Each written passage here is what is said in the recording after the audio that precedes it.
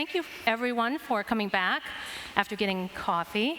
I think everybody's mentioned, oh, there go my earrings. I'll try not to shake my head too much.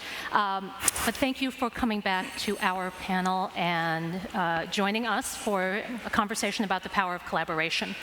For any of you who don't know me, I am Clair Carter-Ginn. I'm a partner at Forecast. We're a consultancy focused on studio content and creative ops and casting. And I am joined by three amazing and creative thought leaders to discuss collaboration, the whole kit and caboodle. And we have so much content that I think we'll get through what we can today and then try to keep sharing with you as much as possible. And so what I'm going to do is ask everybody to introduce themselves and tell us a little bit about what they do, and then we'll dive in. So May, can we start with you? Yes, hi, I'm Lin Le Goff. I call myself an executive creative producer because I'm an executive producer and a creative producer, and in true streamlining fashion, producer fashion, I just combine the both. I run a creative production agency called Aries Rising Projects, and we are essentially the bridge between brands and artists and creating structures and framework for this beautiful collaborative process to happen. Okay. Colleen? Hi, everyone. I am Colleen Moore. I have recently gone independent and now am a studio consultant. My background is both on brand and with agency in the leadership space. I love team building, team development, team culture. I also get really excited about process improvement and design, as well as delivery. So the whole kit and caboodle, anything related to studio, as well as designing studio spaces. Ashley? Hi, everyone. I'm Ashley Chappell. I'm an e-com commercial editorial photographer, and I specialize in fashion, beauty, and lifestyle. All right. So you can see that we cover the full gamut of just about every role, hopefully. I think we've all done every role, probably. And so when it comes to developing powerful and relevant content for our brands and our clients and ourselves, it's crucial for us, both in-house teams and out-of-house teams, to engage and connect, not only with the teams that we have, but also with new collaborators.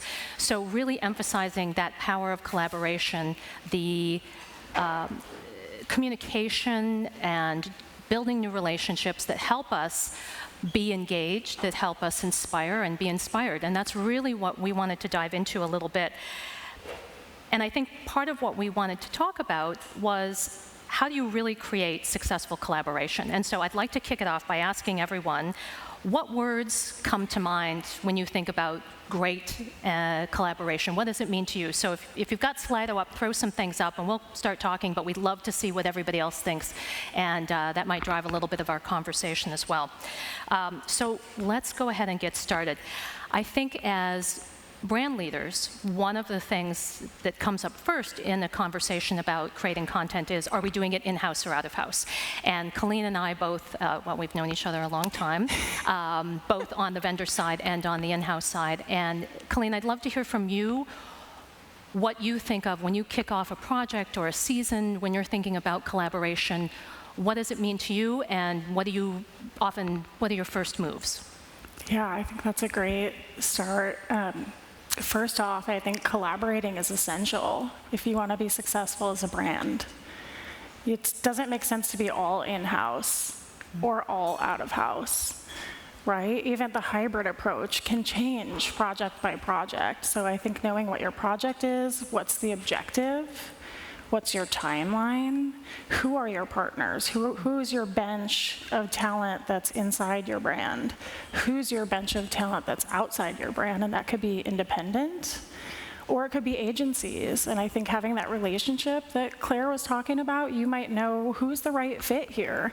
And sometimes it might be all the things. Sometimes it might be two agencies and your in-house team and a group of independents that you really need to come together and unite and collaborate to make the most authentic campaign or execute that project for you. And I think as a leader in this space and as a brand, it's really important to continue to cultivate and develop those partnerships and develop that talent too. So somebody that was really successful in this campaign may not be the right fit for another one, but you want to keep those relationships going and expand them and develop them and see what else you can do with really all of your connections in your community. And I think especially at this time when I think a few people that I've spoken with have agreed with me, it's a little bit of a quiet summer this year. And I think for brands having had some challenges around layoffs and hiring freezes and budget, how do we continue to help our in-house teams grow while also partnering and collaborating with the best external talent to make sure that we're creating content that resonates and it feels authentic, as you said. And Colleen, if anybody has heard her speak before about some of the things they created at REI, my socks are always knocked off by this culture of collaboration that you've created to really help the internal teams feel like they have a voice and to be able to come to the table with ideas. And certainly, it's one of the things that I loved about leading the in-house agency at Michael Kors was the fact that when we were slow in certain areas, one of the things I always tried to do was ask the team, what else do you enjoy doing? Is there anything else that, as you think about your own growth, that you would like to try? And we ended up having the gentleman who used to do the social retouching for Michael, because he only had one person that wouldn't let him, he would only let one person do his retouching. Sometimes, if Michael's not going to an event, what is he doing? Well, it turned out he really enjoyed photography. And so we built, of course, a still life studio in a closet. And I think I'm not the only one who's had this experience, judging from some of the conversations I've had already today. And we enabled him to pursue something that he was passionate about. And so even though we had out-of-house talent and other talent and collaborators that we turned to, we also enabled our internal team.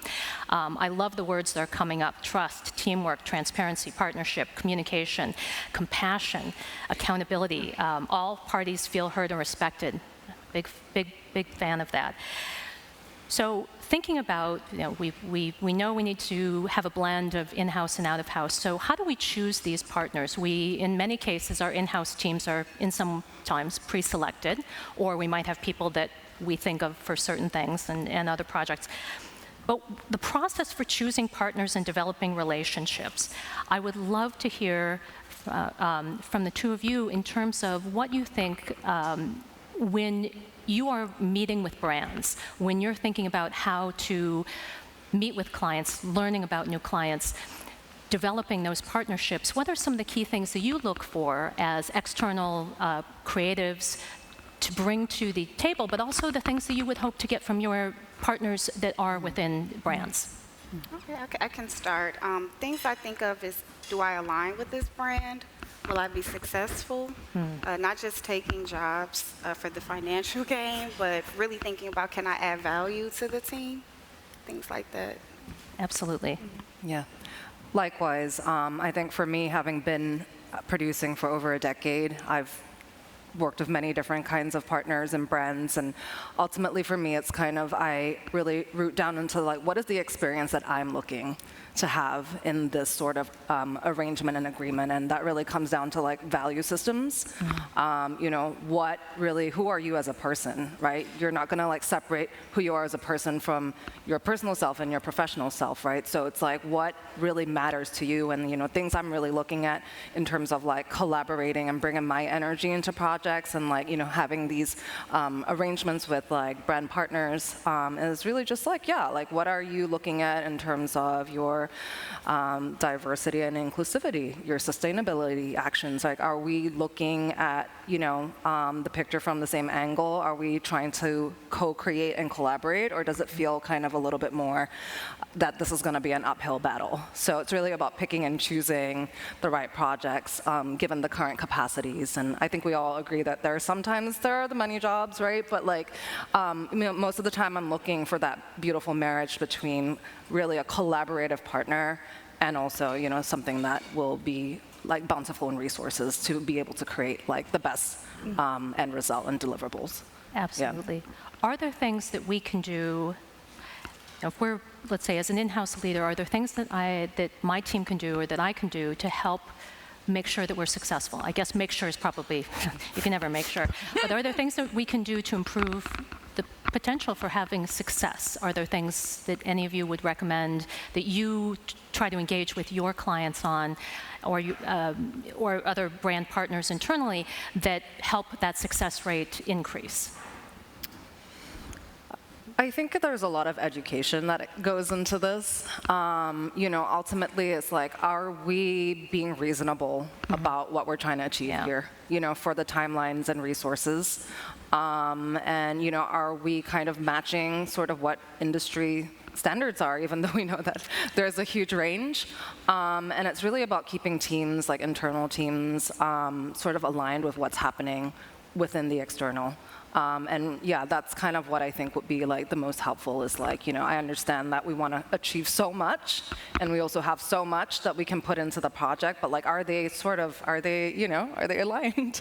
Because we want to be able to give you the best product, obviously. But, there are things that also we need to like discuss tangibly, whether or not, are we trying to go to the moon here, or do we only have the rocket fuel for halfway? Right. It's kind of like my take on it, yeah. Yeah, champagne tastes and ham spear budget. Yeah, exactly. We all know that one. Yeah. And I think that we all, and that's one of the opportunities about working with trusted partners and developing those close relationships and having that level of collaboration is that you already sort of know each other well enough, and even if you're trying for the first time, making sure that you go into it with open eyes so that there isn't a mystery about budget or timelines. I mean, I know we've all had projects that are due tomorrow, and when we're looking to external resources or even our internal teams to get that done, are we setting people up for success, or is this just a one-off, we have to get it out the door, and that's how can we be as successful as possible? So I think that honesty in communication, and I think one of the things that we talked about is also making sure that you take projects that you do feel aligned with the clients, that you do feel aligned with the talent. So, Ashley, will you talk a little bit, I think, in terms of when you're in a meeting with clients, there are obviously projects. We all take projects that are money projects, and I'm the first one to say, we've all been there. But there are also the projects that we do for the love of it. Maybe I shouldn't have admitted that.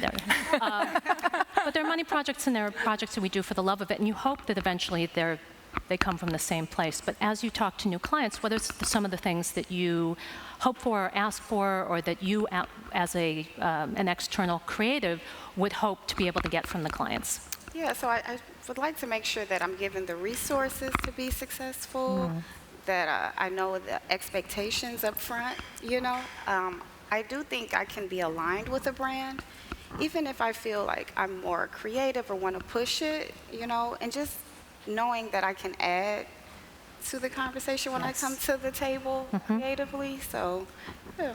Well, one of the things that had come up in our conversation was that when you meet with clients, if you don't feel like you're the right person, you'll oftentimes... I refer someone out if I know I don't shoot children, but I can refer someone so that, brands continue to open up to coming out of house and working with freelancers. I take on that responsibility. Our reputation is on the line, and I understand that brands are afraid, and so yeah. Can I? Yes, please. Just layer in a little bit on that. I think I love that communication is the biggest word, which I assume means the most people mention communication as the key to collaboration. And I think that's true also in working with partners, right? From the brand's point of view, I think having that open communication, here's the expectations, here's the timeline, here's the budget, here's the room to play, or there's no room to play, right? Or we're going to the moon and we also want to take a stop at Mars, right? Is that possible, right? And here's what we can give you to help you be successful, or that so we can all be successful. I think it's that establishing that communication with clarity and honesty from the start, ideally. Yes, absolutely. I think it also, as a creative, it gives me time to help figure out solutions if the budget is low. Right. I can, if you're honest up front, I can say, okay, well, let me think about, how I can approach this and try to give you the best quality for what you can afford right now. I always say to clients, look, I can do whatever you need us to do from a budget standpoint. I just need to know realistically what that is from the get-go, because if you have $1 in a dream, that's going to be a very different shoot than if the creative director wants Annie Leibovitz. let's be honest. And if you've got $1 in the dream, you're not getting any leave of it. It's just a big shocker there. So, May, one of the things I'd love to hear from you is when you're putting together, when your client comes to you and is looking for help putting together the complete package, one of the things you bring to the table is that you're able to introduce clients and brands to new talent, because you two are really out there on the front lines, meeting new talent, working with new people, whether that's for client work or editorial or your own personal work. And I'd love to hear a little bit from you about how that process works from, the collaboration standpoint, and then I'd also love to talk about that from your standpoint too, Ashley. This is the part that I love so much. Just being able to bring in a network that's been built over all this time and is continuing to be built. And for me, it's really just because I was a photographer myself before I became a producer, so I've always kind of brought in that perspective. And for me, it's the love of image making that really keeps me going. So I'm always researching. I'm on Insta. I get into my rabbit holes. I'm not doom scrolling. I'm just deep in art filled scrolling and just going into the weirder, the more interesting. I just go into all these places and I say hi. I'm very much about hi, I really like your work. Let's chat sometime, and then from there we can see if there's alignment and sort of the general vibe, right, of the way that we want to work together. And also, we've discussed, and there are also plentiful, resources available now to really sort of extend the reach of what artists are available, especially within the POC communities, the underrepresented communities, queer communities. There are abundant resources available. Diversify Photo. We have the Loop, who's here today as well, and I think these are really amazing platforms for us to really expand the search and go beyond what we already know. So yeah, this is actually one of the most joyful aspects for me, is to be able to kind of be oh wow, this brief is really cool. There's 5 ways we can go about this, and 5 different budgets maybe that extend from that. Exactly. And really what are we looking at here, and what are our priorities? So yeah, I love this part of the process very much. Yeah, I like that you're doing the legwork made to go above and beyond to look for new talent, because as a creative, a lot of times we aren't aware of how to get discovered and get in front of brands. So if we could just bridge the gap and get brands to reach out and do some more work and looking for us, Yeah.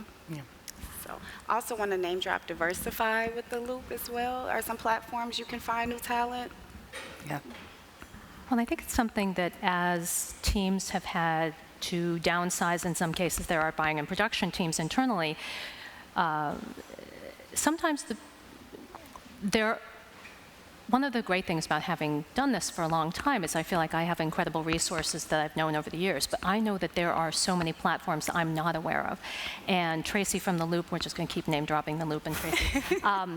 And I had a great conversation at one of the earlier flows in terms of sort of creating more inclusivity in content. And I think it really is education in some cases for the brands and the creatives, and I think also looking to our partners to say, where should I be looking? Because the days of the quarterly portfolio review, and don't get me wrong, I love a portfolio review, but calling Art and Commerce and Kate Ryan and 2 or 3, all wonderful agencies, may not give me the diversity in creative talent, in talent, because people who are represented by big agencies, that's not all that's out there anymore. We have all of these resources, and I really think it is talking to friends. And I think Ali and Juliana talked about this earlier. It's everybody in this room. It's getting to know your network. It's continuing to have those conversations with people whose work you admire and say, what are you doing? Do you take clients? What type of work do you like to do? And then being able to share those with other people, that if we're not right for a project, being able to hand that off. And I think that kind of segues into how do we work together successfully? We are creating more collaboration. We're creating better communication. One of the things that we talked about was sort of the postmortem. After a project has happened, what worked, what didn't. And I'd love to hear from all of you, sort of when you're finished with a project, what sort of information are you hoping that you will be able to share? What sort of information are you hoping you'll be able to get? And how do you begin some of those conversations? And Colleen, I'm going to start with you because I'd love to hear, especially, you and I talk a lot about cross-functional partnerships and getting marketing and merchants on board with some of the ideas that we have. How do you navigate that as an in-house leader? Yeah, it's a real challenge. It's navigating personalities and relationships, right? And I think building those relationships with your internal partners, you have that relationship to launch from, right? To say like, hey, let me take a risk here. Let me try somebody new that we've never worked with. This is the perfect project to try this person. And here are the reasons why I think bringing this person in would benefit our brand, right? And it's a two-way street. I think having that two-way dialogue. Yes. We talked about feedback and the postmortem. But what if you're a brand and your freelancers are too afraid to give you feedback because they think that they won't get called next time? You have a problem then. If your independent contractors can't give you their authentic feedback, how can you improve your process? How can you get better for next time? So I think developing that both organically, how do you have those conversations organically? It might be like throughout the shoot day. It might be at the end of the shoot day. Maybe there's also a formal way to have that feedback come into. Maybe you provide an avenue for someone to provide feedback anonymously. Yes, good idea. Right? Or maybe there's someone else that they're more comfortable providing that feedback to on your team. And that goes for your internal partners and your independents that you work with. Absolutely. For me, I think it's always just been a very natural part of my process. I'm very much heart-led sort of work process. So, with my team, it's always, just kind of like, how are you feeling? Like, how are we feeling about how this is going consistently through the project? And obviously, when interfacing with clients, is also, how are we feeling about this? Just consistently built in. And, I'm very proud to say, I think, I've definitely built a sort of a reputation of being a bit of an open door in this way with my team members. Even with freelancers now who are working with other production companies, at times like they're coming to me with questions when they really should be going to the person that hired them.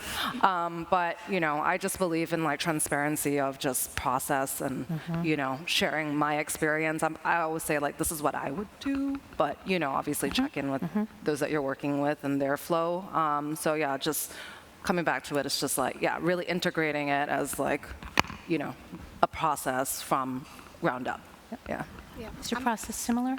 Yeah, I'm always requesting feedback while I'm shooting through the process to just feel how everyone's doing and how they're receiving me. Do they need me to do anything to make them comfortable, especially when you're bringing me in to a new project? I really want everyone to feel like I'm listening to them and adding value, so and that they can come to me and talk to me and say, hey, can we try something different and, be comfortable? So. Yeah. I think it's an incredible opportunity when you have a blend of in-house and out-of-house talent to, as we talked about earlier, continue to have the internal teams feel like they're engaged with not only the day in and day out work, but also the more exciting editorial work. One of the things we talked about is when you have in-house teams, sometimes some of the work can get a little dry. And so what can you do to keep teams feeling engaged? And one is to create those hybrid situations where you have teams where you're bringing someone in. If anybody remembers the beautiful department store in Chicago called Marshall Field's, I used to work there, and we had, basically what we would do is we would have our internal team, stylists, photographers, people from our studio who would come to New York, back when I was in Chicago, and work with out-of-house talent. And it was a great blend because we had all of this incredible knowledge about the brand and what we love and what we've tried before. And then we had the out-of-house talent who was busy working on a variety of different projects. So it kept things exciting, and I found that we got incredible work out of it. And I think that's one of the great things about having that mix of teams. And once you have those teams and you have your trusted vendors and you have the people that you turn to, I think, as we talked about before, it's turning to our trusted vendors and being able to say, do you have anyone you recommend? Where are you going for these resources? To continue to build on that. And it's sometimes with the we're so busy doing the work, it's hard to be sort of strategic and creative about how we do the work, but I think continuing to remember that we're all creatives at our core, whether or not our title says operations or something, like that on it. We are all creative, and we're all here to create beautiful content that resonates and in many cases sells. And we can do that by creating incredible relationships and collaborating. And oh my gosh, we're over time. I'm getting a big red dot at us. So we'd love to take some questions from the audience. And okay, anonymous, nobody wants to own this one, I understand. What about internal collaboration? Any tips to improve and optimize it?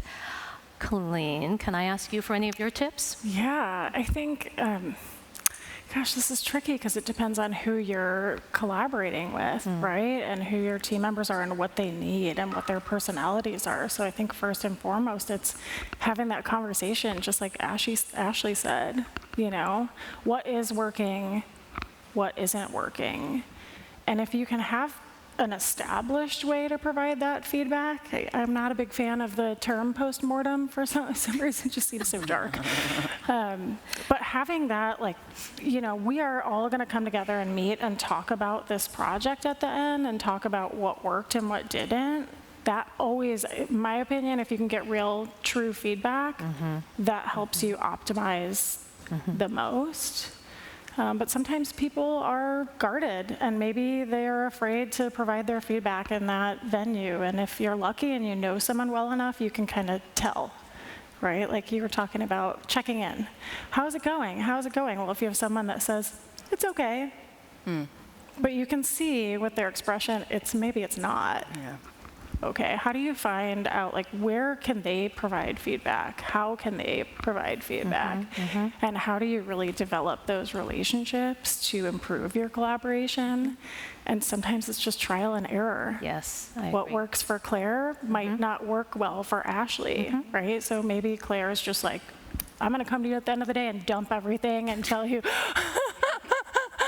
all my feedback, right? And maybe Ashley's more reserved. So how do we connect, and how do you provide feedback so that we can optimize that collaboration?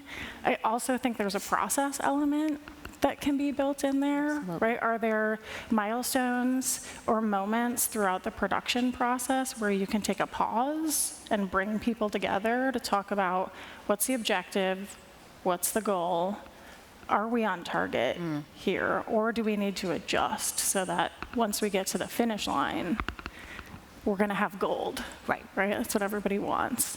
And I think that collaboration can really create authenticity in the content, and having that feedback and optimizing it, it elevates the work. Yes. Something that you had said at another, I'd heard you speak on culture in the past and really leading with empathy and listening. And I actually asked a friend who used to work for the UN, I said, what makes a good leader? And she actually said, you listen. And somebody had wrote it when we were asking for words, is letting people know, or helping people understand that they have a voice and that their feedback is important. And I said it to someone earlier, but when I was in Michael Kors, I always said, my door is always open unless it's closed. So it doesn't matter if you're from the buying department or you are a junior project manager, I want you to come in and talk to me and give me your advice, because that's the only way I'm going to know what's happening and be able to help problem solve if need be. And that really is along the process of creating that culture of collaboration. I think there's a question here I want to make sure that we get to. If you started the project and realize it really isn't a good fit, how do you ensure to make the best of it? Any real life examples or tips? And Ashley, could I turn to you on this one to start? I've had this happen before where I did align with the brand and I tried to do with the budget that was given, but I felt the quality that we were producing wasn't to the standards I like. So I was just upfront during the whole process. I just showed them, look, this is how we're looking, and they were okay with it. So yeah, just pushed through, powered through, and I just took notes next time that I can't do without certain things, to produce quality that I feel is of a certain standard. Just be upfront, communicate, and honest. And then the feedback at the end as well. Yes, the that feedback at loop. the end and throughout. Yes, yes.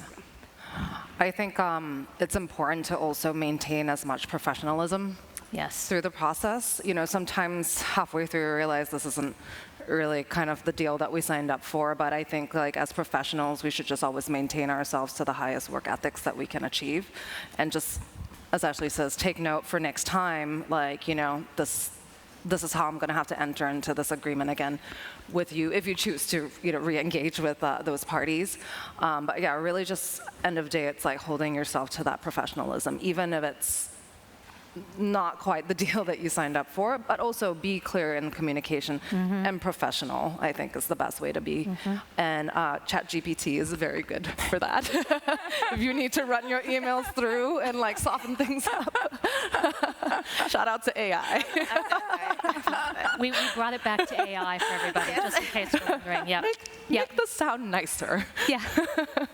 Well, I think that's important. I think that, you know, especially as a producer, when something goes awry, even if, you know, things are imploding, you have to be that voice of reason. Here's how we're going to solve this. And one of the things that came up in our conversations, each of us have taken on that role, not just as producers, but as people who are providing creative content, as leaders.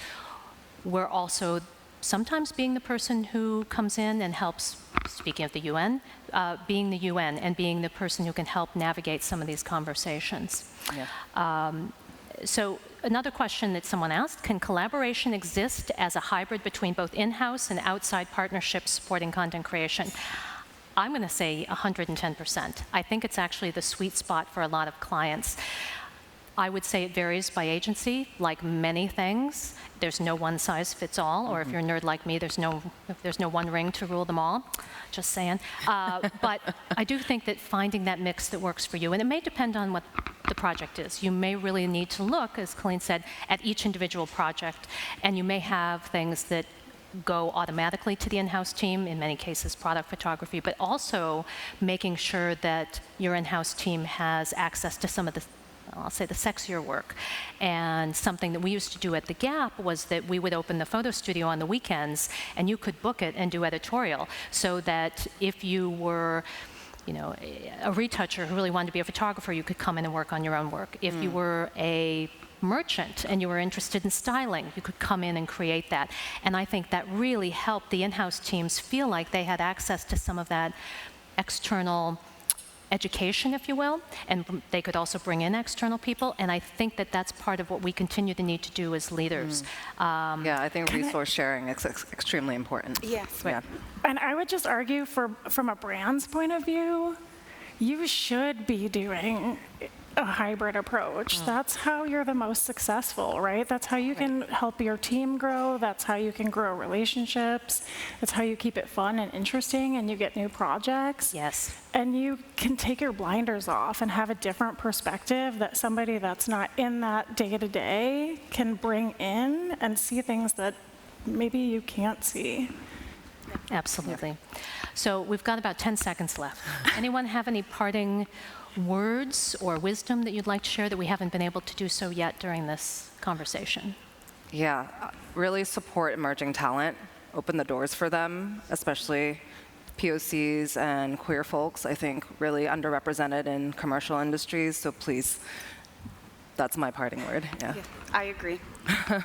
And we'd love to keep these conversations going, so please grab us today, please link in, please let us know if there are other topics that we'd love to continue conversation about. So thank you everybody for listening in and joining us. Thank you.